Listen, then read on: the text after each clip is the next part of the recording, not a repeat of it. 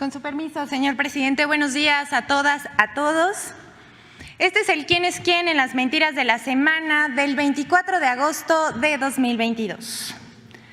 Vamos a iniciar con la primera. Falso que el Servicio de Administración Tributaria cobre impuestos por depósitos en efectivo o investigue a contribuyentes. El 14 de agosto, medios como El Financiero, Uno TV, Milenio, Televisa, El Contribuyente, Radio Fórmula, Infobae, el portal Mi Bolsillo, Mi Dinero en Imagen, Ruido en la Red, La Saga, Vanguardia, entre otros, publicaron notas que pretendían crear pánico entre los contribuyentes, arguyendo sanciones e investigaciones por prestar tarjetas de crédito o realizar depósitos en efectivo en cuentas bancarias, así fuese de parte de cónyuges o familiares directos. Incluso, Uno TV inventa que el SAT presumirá ingresos, aunque sean personas no inscritas en el Registro Federal de Contribuyentes o aquellas que, estando obligadas a presentar su declaración anual, han reportado ingresos menores comparados con los gastos superiores al adquirir algún bien mediante tarjetas de crédito. Toda esta información que circuló no solamente en medios de comunicación, sino en redes sociales, es falsa.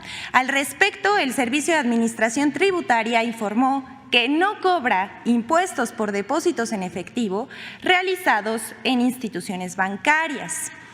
Es pertinente aclarar que todos aquellos depósitos que se realizan para gastos de padres a hijos o viceversa, pagos por catálogo como cosméticos, utensilios de cocina y del hogar, aceites esenciales, entre otros, tandas o préstamos personales, no se les vigila ni cobra algún tipo de impuesto. Por lo que la información que publicaron los medios ya mencionados es falsa. Sin embargo, como decimos, tuvo su impacto en redes sociales. Pero nos permite informar al pueblo de México. El SAT solo puede investigar al contribuyente que esté bajo un proceso de auditoría, fiscalización o revisión por parte del mismo SAT. Solo en aquellas auditorías que se detectan incongruencias entre gastos e ingresos. El SAT podrá solicitar la información de sus depósitos a las instituciones financieras que cuenten con esa información para evitar defraudaciones fiscales. Y bueno, no se dejen engañar, consulten fuentes oficiales. Pero vamos con la siguiente. Destacado columnista económico del Sol de México se atora en un embudo de aseveraciones falsas. Alberto Aguilar, el columnista del Sol de México, publicó el 22 de agosto una pieza titulada "Sigue embudo en Cofepris, 2.600 trámites rezagados, 176 nuevas moléculas y AMIF gestiona", en la que lo mismo critica al IMSS, al ISSSTE, la Secretaría de Salud y funcionarios de gobierno. Aguilar publica que hay rezago en trámites en la Comisión Federal para la Protección contra Riesgos Sanitarios, que existe una parálisis en la atención de trámites y que se ha superado la capacidad y el ritmo resolutivo de la institución. Pero esto no es verdad, es falso. Decimos, la eficiencia en Cofepris es un hecho. Los números que publica Aguilar en El Sol omiten que con la misma cantidad de personal, la Cofepris atendió el mayor número de trámites desde el inicio del sexenio. Por ejemplo, como resultado del rezago y la corrupción heredada en sexenios pasados, en 2019, de 2.028 trámites ingresados, solo se resolvieron 1.741. En cambio, entre enero y agosto de 2022 se han otorgado 52% más de nuevos registros de medicamentos genéricos respecto al mismo periodo del año anterior, pasando de 160 a 243 autorizaciones. Contrario a lo que afirma Aguilar, los trámites atendidos en 2022 representan un aumento, fíjese bien, del 228% respecto a lo atendido hace 3 años. Pero eso evidentemente no lo va a publicar El Sol, pues la información que publicó es falsa. Ahora bien, el señor Aguilar, ya encarrerado, urge a la COFEPRIS a agilizar la digitalización.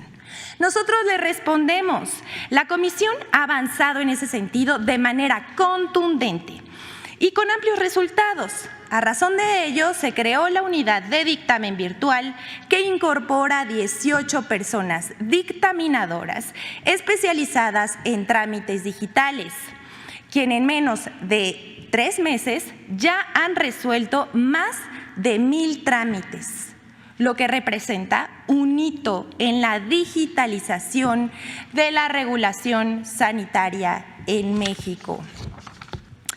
La corrupción en las instituciones públicas generaba lentitud en los trámites que actualmente y con resultados se tiene en beneficio de nuestra población.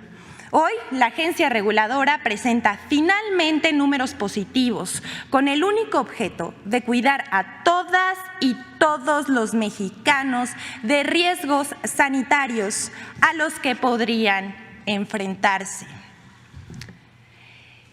Vamos a pasar a la siguiente. Campaña de desinformación sobre plan de estudios anunciado por la SEP. Aquí pedimos a los padres de familia que nos están viendo por todas las plataformas, en redes sociales, por YouTube, Facebook, Twitter, que pongan mucha atención en este desmentido.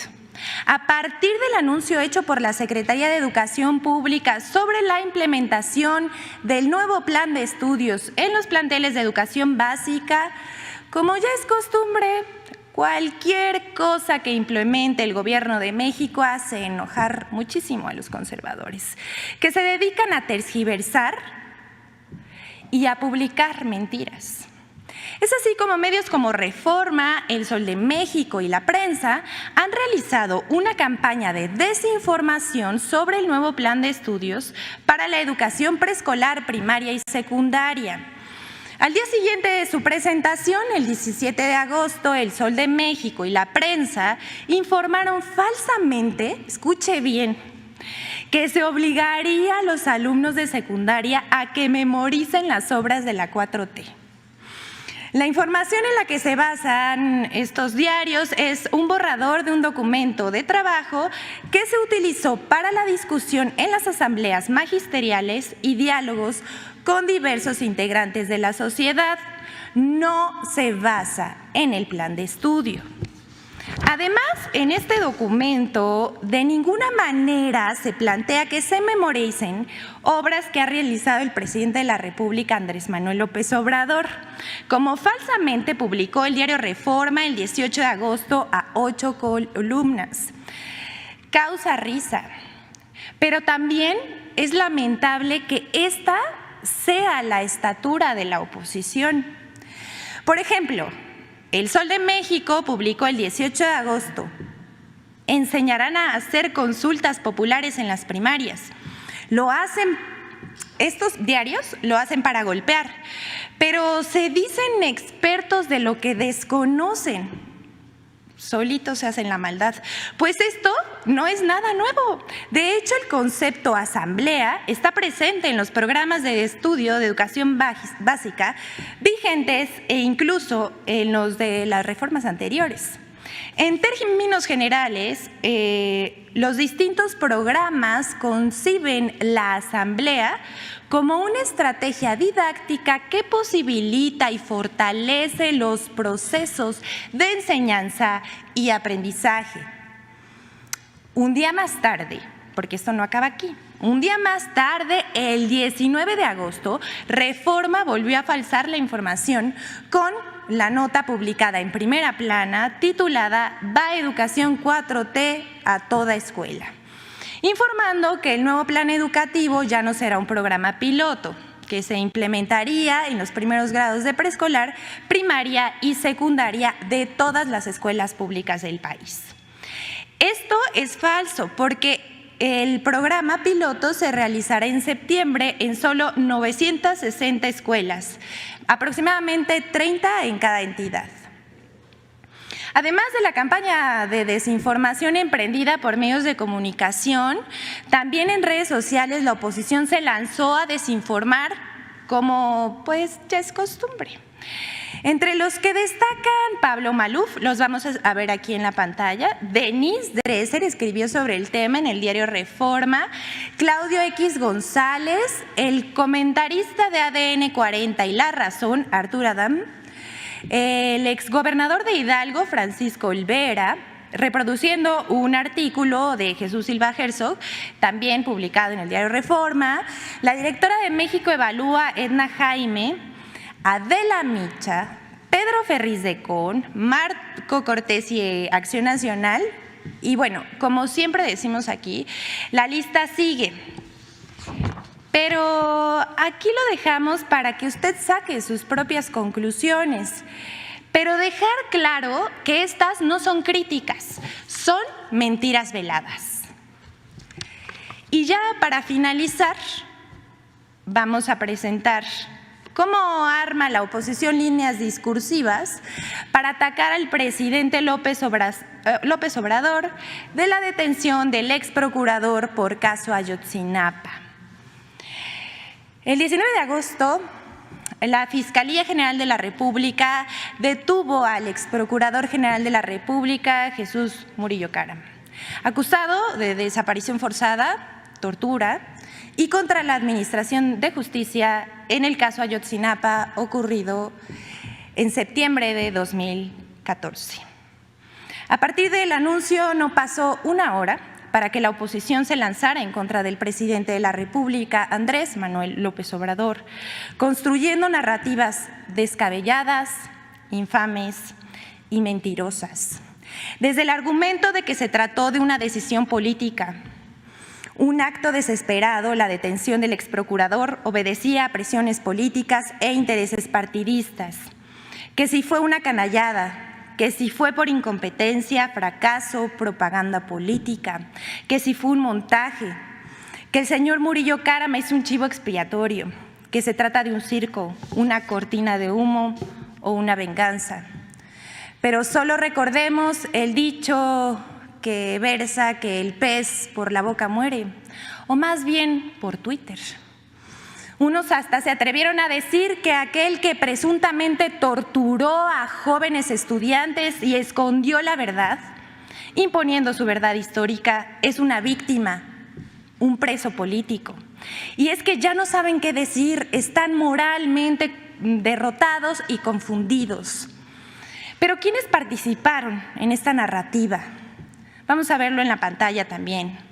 Mario Di Constanzo, Claudia Ruiz Massieu, Jorge Triana, Raúl Trejo, Alejandro Alito Moreno Cárdenas, Ricardo Alemán, Luis Cárdenas, el PRI, Jesús Zambrano, el PRD, Manuel Díaz, Paul Lara, Miguel Ángel Osorio Chong, Pascal Beltrán del Río, Alejandro Hop, Guadalupe Acosta Naranjo, Mariana Gómez del Campo, Javier Lozano Alarcón, Ciro Gómez Leiva y Carlos Loret de Mola. Estos dos últimos sostuvieron que la verdad histórica es lo mismo que lo presentado por el gobierno federal a los padres de los normalistas, lo cual es falso y denota mezquindad y crueldad tras los hechos acontecidos en la noche de Iguala el 26 de septiembre de 2014. Emilio Álvarez y Casa hasta aprovechó para dar entrevistas en programas radiofónicos, además de pronunciarse vía sus redes sociales. Quien se llevó la mención especial es el periodista Carlos Marín, que se sostuvo en defensa del acusado, asegurando que es idiota pensar que él, o sea, Murillo Caram, es el autor de la verdad histórica. Recordemos que Marín ha declarado públicamente que los padres de los 43 normalistas desaparecidos debían ofrecerle una disculpa al exprocurador. Y también publicó una columna en la que continúa defendiendo al imputado. Pero primero vamos a ver lo que dice Carlos Marín, por favor. Los padres de los 43, de quienes yo ya escribí, debieran irle a pedir perdón por las ofensas que le han propinado a Jesús Murillo Caram. Es la investigación criminal, si me permiten, con esto remato, es la investigación criminal más exhaustiva en la historia de México. Esto no para ahí. Escribe esta semana: sostengo y he sugerido en este espacio que los padres también deben agradecer a Tomás Herón. Sí, el satanizado, perseguido y prófugo exdirector de la Agencia de Investigación Criminal. La recuperación de miles de restos en el río San Juan que encabezó, porque merced a ella se corroboraron desde hace 7 años las identidades de 2 de las víctimas. Es indignante lo que hay que ver. Pero no solo es Marín, también participaron medios de comunicación como Proceso, El Universal, Milenio y Reforma, así como en programas de radio, conductores de noticias y supuestos especialistas en derechos humanos se lanzaron a decir que se dio carpetazo al caso Ayotzinapa, lo cual es absolutamente falso, pues el subsecretario Alejandro Encinas informó en este mismo recinto que lo presentado el 18 de agosto se trata de un informe de avances en el caso. La investigación no está cerrada, continúa. Vamos a pasar a un video final.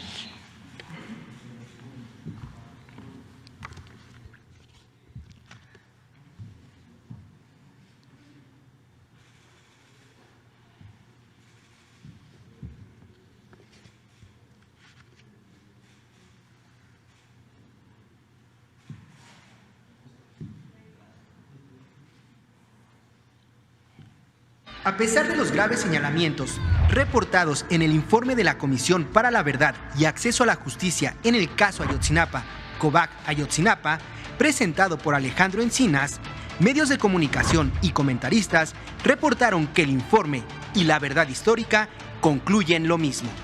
La coordinación en esta cobertura se puede notar en el tratamiento editorial que dieron medios escritos y noticiarios de televisión al asegurar que los datos revelados el jueves 18 de agosto se conocen desde hace más de 7 años. Incluso hubo quienes compararon las declaraciones de Jesús Murillo Caram y las de Alejandro Encinas.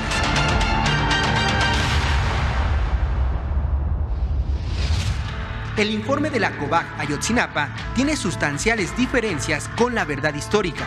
Por ejemplo, mientras Murillo Caram aseguró que los estudiantes fueron privados de la libertad, privados de la vida, incinerados y arrojados al río San Juan en ese orden. Esta es la verdad histórica de los hechos. La Comisión para la Verdad aseguró que es falso que los 43 estudiantes fueron incinerados en el basurero de Cocula, y su informe va más allá, al asegurar la participación de Guerreros Unidos, policías municipales y federales, la omisión de los protocolos militares y autoridades de los 3 niveles de gobierno, lo que constituye el delito de desaparición forzada. Que la desaparición de los 43 estudiantes de la Normal Isidro Burgos de Ayotzinapa, la noche del 26 al 27 de septiembre de 2014, constituyó un crimen de Estado, en el que concurrieron integrantes del grupo delictivo Guerreros Unidos y agentes de diversas instituciones del Estado mexicano. En resumen, se trató de un crimen de Estado. Otra línea de coordinación entre medios fue la que pretendió minimizar el impacto de la verdad histórica en el proceso de justicia y conocimiento de los hechos. Además, subestimaron la responsabilidad de los funcionarios que crearon la verdad histórica. Incluso la calificaron como una insensata persecución a exfuncionarios. Los padres de los 43, de quienes yo ya escribí, debieran irle a pedir perdón por las ofensas que le han propinado a Jesús Murillo Caram. Es la investigación criminal, si me permiten, con esto remato, es la investigación criminal más exhaustiva en la historia de México. ¡Esperanza de América Latina! La COBAG Ayotzinapa también enlista una serie de eventos señalados en la verdad histórica que fueron construidos en la administración de Enrique Peña Nieto. Por ejemplo, que los estudiantes estaban en Iguala para boicotear el informe de labores de María de los Ángeles Pineda, entonces titular del DIF y esposa de José Luis Abarca. Que en ningún momento la presencia de los estudiantes en Iguala obedeció a la intención de boicotear el acto de la presidenta municipal del DIF en ese municipio. Que el grupo delictivo actuó con un amplio número de sicarios y halcones a partir de un mando central y al menos 3 células de halcones y sicarios con el apoyo de distintas policías municipales y agentes del Estado.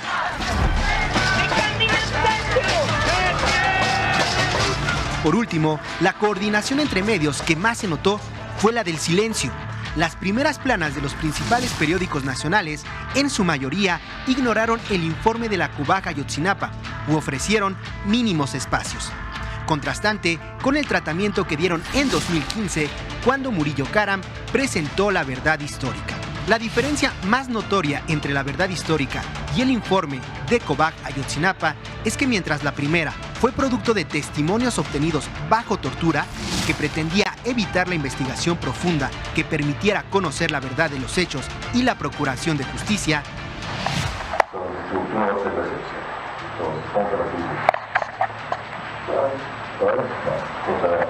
vamos a empezar. Vimos todos los ejemplos de los estudiantes. Ahí vamos las cosas. La primera mentira que me dice, se acabó usted y empezamos.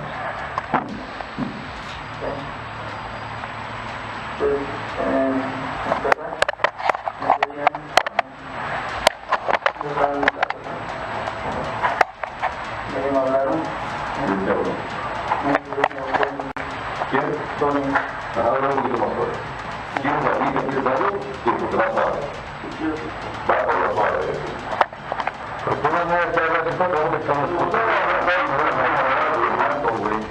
el informe de la Comisión de la Verdad busca el esclarecimiento de los hechos y la justicia transicional. Infodem.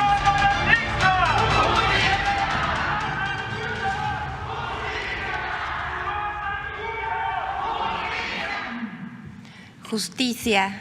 Agradecemos a Infodemia por la información. ¿Es cuánto, señor presidente? No usen drogas. Buenas noches.